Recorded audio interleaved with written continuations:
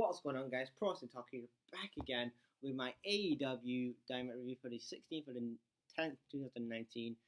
And we start off AEW with the tag team tournaments again. We had SCU versus Chuck Taylor and Trent Beretta. SCU go over. I thought it was a real good way to start for AEW, really hot match. Then we have um, Rhea, or Rio, however you say her name, versus Britt Baker. They had a good match. Rio gets the win. Then we had Jungle Boy and um, so we had Jungle Boy and their faction have a tag match. And why is Luchasaurus not on the show? But I found out today that he's actually injured. That's why. I was like, damn, like he's like one of my favorites on AEW. I love Luchasaurus. Like this guy has not debuted on television yet, and I just love him. Like he's my favorite like character and stuff. Then we had this Cody segment, which I thought was really good. How we're getting into the mindset of Cody, how he's gonna prove himself, how he wants to finally win his first World Championship. And I thought he actually won a World Championship Ring of Honor, but probably he didn't. So I was kind of shocked up. Didn't he win one, or was it a TV title? I cannot remember. But yeah, they had this great video package of him training and stuff, and him getting hyped for the feud with Jericho. Then we had a promo from Jericho saying that he's basically going to destroy Cody Rhodes at the next pay-per-view, and then because his inner circle had a tag match with I can't remember who it was, like two jobbers or whatever it was. Then we had Kenny Omega and Adam Page versus Park and Moxley. That was a good match. Obviously Moxley just he left Park because obviously Park was like, no, don't use the candlestick because you'll get disqualified. And like Matt's like, I don't care about this match. I just want to beat Kenny Omega up. And this is what I liked about it. He just wanted to defeat Kenny Omega, and that's how he did. So basically, Omega wins with the Omega Drive or whatever it was, and they get the win. Then we get to the main event, which is Darby Allin versus Chris Jericho for the AEW Championship. No disqualification match. This was a good match, but I thought the ending was kind of dumb because you have Chris Jericho, had a good match with Darby Allin, and he's a good character, Darby Allin, but why did Jericho need help defeating Darby Allin? Like, he's a good talent, but he's not on the Chris Jericho level. AEW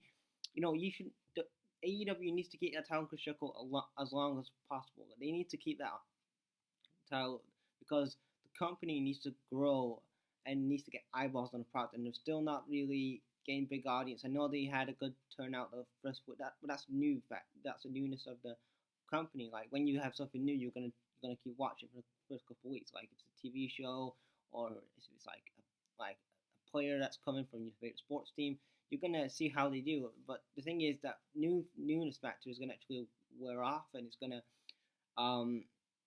make people like, oh, well, the whole newness thing is worn off. No, what else are we gonna be here to be for? Are they actually gonna be, they've got to come up with different things. And having Jericho as that champion, he's a mainstream draw that they have at that company right now. I mean, yeah, people say, oh, what about Kenny Omega? Kenny Omega is not a mainstream star. Yes, he was over in Japan, but that's Japan. He's in North America now. He's, all over the world right now on TNT and stuff like that. So he's got to get used to a casual fan knowing what a Kenny Omega is and understanding what some of these characters are. So what is a Darby Allin? What is a Kenny Omega? What is the Young Bucks? It's okay for them doing flips and kicks and, them having match after match every week, but they need to start building up segments, building up characters of these guys. Now, they have a couple of characters in AEW, like MJF. They need to build that company around MJF. People like that. They're doing great things with that. And Luchasaurus, those are the two guys that I see that they could build a company around. But apart from those guys, I don't see anybody else that is a big star in that company at the minute. Like, yeah, Moxley, it was made in WWE. Like, they need homegrown made talent. Like, the problem was with WWE, with TNA in the mid 2000s was they was relying too much on the older guys to actually get the draw and the attention of TNA, and it worked for a while, but that kind of wore away, and when they had the stars like Joe and AJ, they would always just bury them, and when they pushed them, it was always 50-50 booking. And the thing is, I don't want AEW to fall in the TNA trap where they're just thinking of star value name and let's push this guy because he has a star value and because he's Chris Jericho. They need to build their own um, wrestlers and stuff. And also, like, just stop mentioning WWE. Even in that video package of Cody Rhodes, they said, "Oh, from the other place." Like, even saying the other place, you're still mentioning the place. So why are you still mentioning WWE, AEW? I don't know why.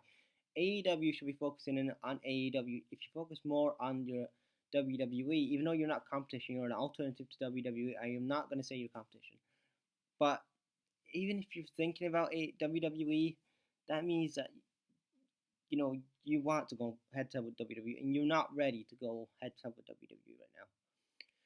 So anyway, guys, that's my AEW review for the 16th for the 10th 2019. Guys, leave your thoughts in the comments and subscribe. Also, I wanted to give a shout out to Jason, aka Jason the Situation, aka Shield of Ballycastle. So subscribe to Jason.